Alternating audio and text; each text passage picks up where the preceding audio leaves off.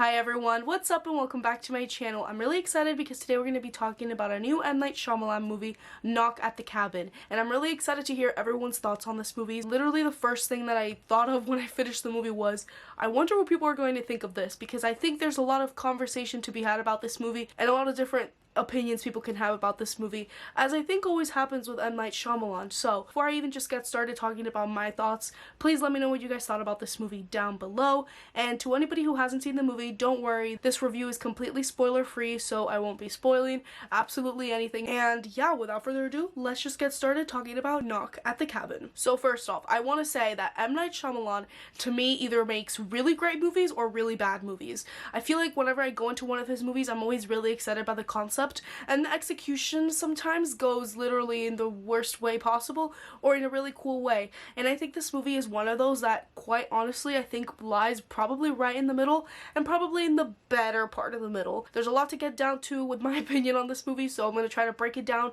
without giving any spoilers. The first thing I want to talk about is I genuinely do think this movie checked off a lot of boxes in the thriller department. For me, a good thriller has me on the edge of my seat, has me wondering what's going to happen next, and just has me completely captivated, and I think the movie definitely did that. Honestly, I watched this movie as blind as possible, which I do think is the best way to go about this movie, because it's a story that benefits from you not knowing absolutely anything. I did not really know what choice they had to make. I didn't know a lot of it, so when characters would bring up these important plot points in the movie, I was like, oh my god, this is actually really great. I'm actually really intrigued by this. So I think that added a lot of it for me. I don't know what the experience of somebody who watched too many trailers, for example, thought about this movie, because I have heard that the trailers do spoil a little bit. So if for whatever reason you haven't seen the movie, you haven't seen any trailer at this point, I'd suggest not to and just watch the movie as blind as possible.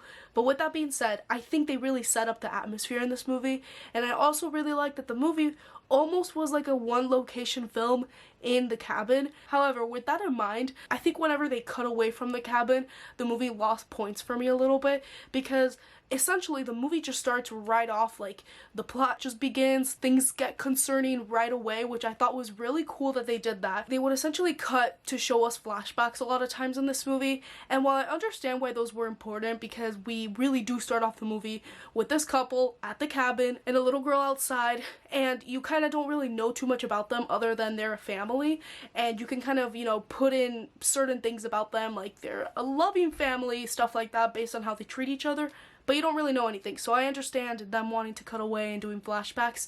However, I think it kind of risked some of the cool things that were happening right in the cabin, because what I think this movie falls trap to, that I think is my biggest con with the movie, is that the filmmaker tells us exactly what everybody's thinking and exactly what is going on. I think the movie doesn't give you a lot of time and chances for you to interpret things yourself and for you to almost like make up your own opinion about things. I think it just kind of tells it to you, and the flashbacks sometimes felt a little redundant.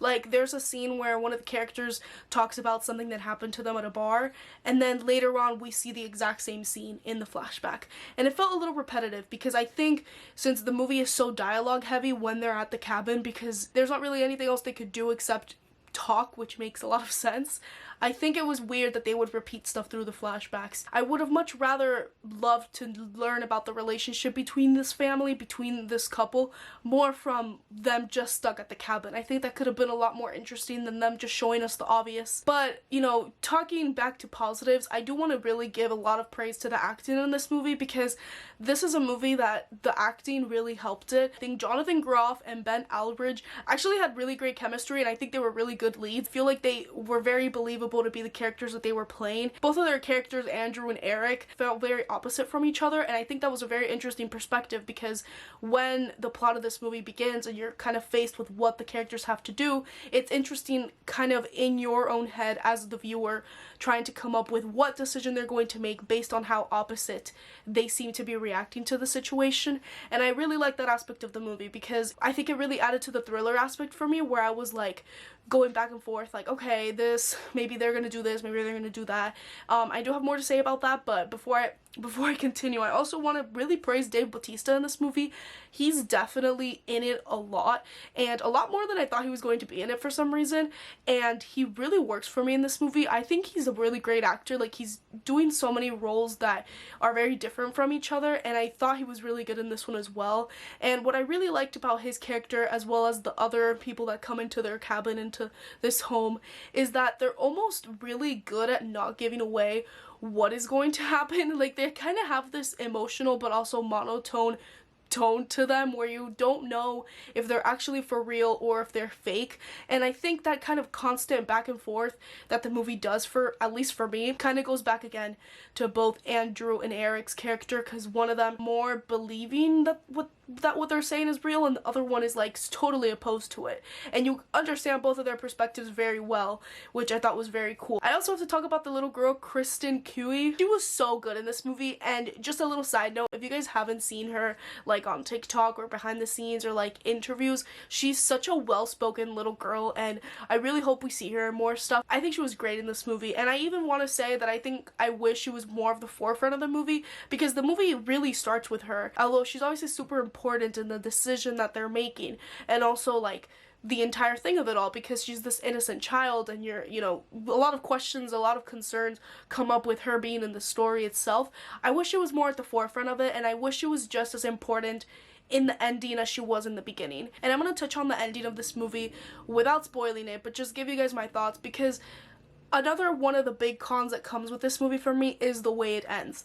I think this is a story that like needs a good ending. It needs something that is gonna like make you rethink your entire life, make you think of your life choices, and make you think of the universe, make you think of a lot of things, because what the story is really talking about is things like how selfless are you, like, or what would you do for your family. And it's very much about, you know, humanity as a whole, and it touches on a lot of really important and interesting subjects and themes within that conversation of this choice that this family has to make. And with that, I think the ending needed to hit a lot harder than I think the ending did. At the beginning, I was saying, I was like trying to figure out, were they gonna go this way, were they gonna go that way, and something popped into my mind, and I'm like, I think this is how it's going to end, and I really hope that it doesn't. And it completely went in that direction, and I think it was the safest ending that this movie could have had. And after, you know, reading spoilers for what happens in the book, because this movie is based on a book. I do believe this is M. Night Shyamalan's first like book to movie adaptation, which I think is pretty interesting. Based on what happens in the book, I think the way they ended things in the book is way better, and obviously I haven't read the book, so I don't know how many changes, how many differences they have, but I do think the ending of the book was so cool from what I, you know, read on the internet and stuff. And even though I think they still did something important in the ending of the movie, I think it really wasn't executed as well as I thought, and I think it was because the pacing was so weird in the third act. I think the movie flowed really well before that, but in the third act, I feel like they were speeding things up to just almost end it all, where I think the ending is where you need to pay most attention to, and I think you needed to really slow down and kind of understand these characters' feelings and emotions, and, you know, the little girl, the guys, like, I don't know, I think there was a missing piece at the end,